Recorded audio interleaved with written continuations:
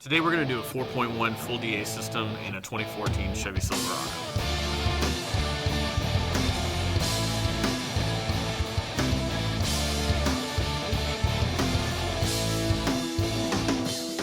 Like most of the systems we do, it's a front stage, full active type setup. What's unique about this particular one is that it will have a digital connection between the processor and the amplifier.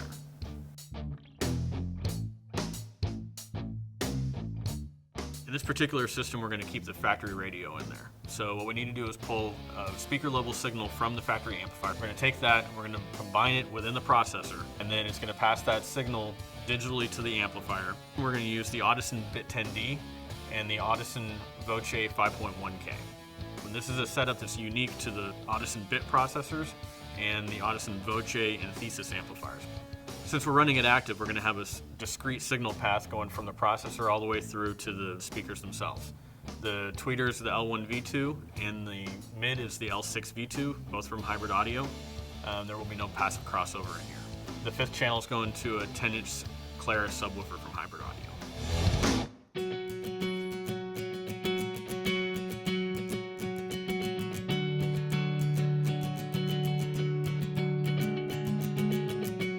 Mounting the mids and the doors, the tweeters up in the stock location, and then we're going to put the amplifier and the processor behind the back seat.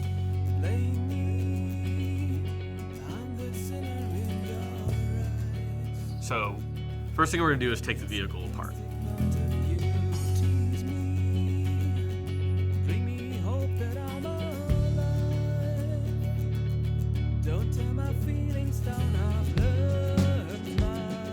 We organize the parts and we put them up on shelves so that they're safe from any kind of hazard to the bay.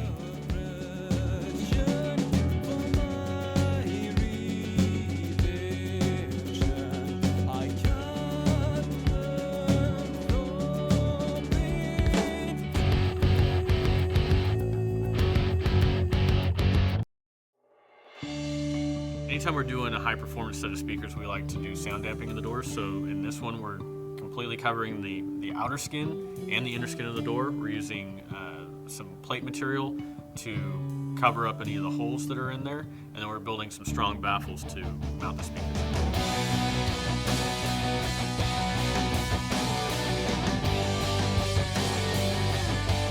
Once we have the vehicle apart, first thing we need to do is find signal. At the factory amplifier, we're able to get a high signal and a low signal. This is basically what the factory amplifier sends to the tweeter and the mid. When you're building an amp rack in a tight space like this, organization is very important. The wiring, everything's organized and clean and put together.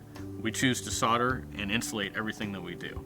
So it's just as strong as the wire itself. We use ferrules for every connection that goes into an amplifier or into the fuse holder. It's like a little metal collar that goes around and binds all the threads together.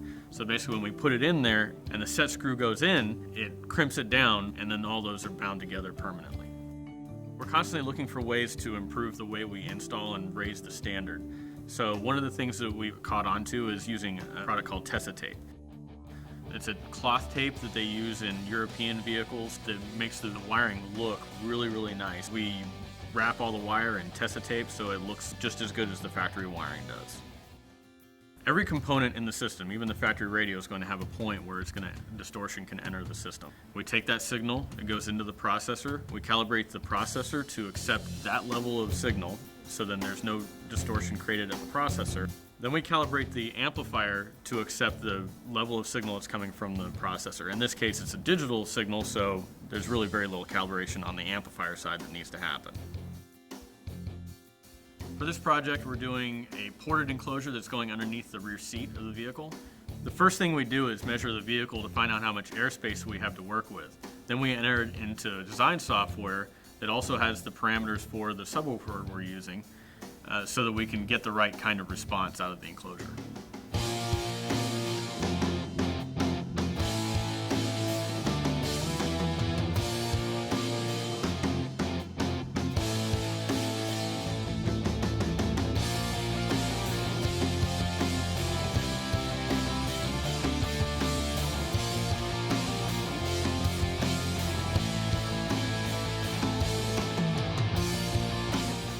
Once all the components in the system are installed and the vehicle is put back together, that's when we can start working with the vehicle acoustics. The processor gives us a lot of flexibility to control time alignment, equalization, phase, and level for each one of those channels.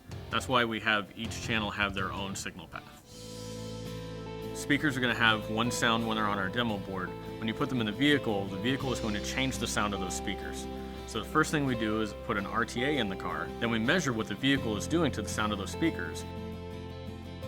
Then we can take each frequency, whether it's a peak or a valley, and level it out so that we have a good canvas to start doing a tuning by ear. The goal with time alignment is to delay the speakers that are closer to you so that the sound from the speakers that are further from you to reach you at the same time. When done correctly, this can create a good three-dimensional space in front of the driver. You have a clear center channel, a clear left, and a clear right. And it won't even seem like the sound is coming particularly from the speakers where they're located. It'll give you the illusion that the sound is coming from all across the dashboard and even out into the hood. Once we get a good tune in the vehicle, we have the client come and take a listen to it, and then we let them leave with the vehicle for a listening period of about 10 days to let the speakers break in. As part of the original install, they get a retune at a later date, so they can come in, tell us what they think about the system, and then we can fine-tune it to their taste. So that's everything that goes into a 4.1 full DA system. All the elements that you saw in there, we do that for all of our systems, whether it's entry-level or high-end.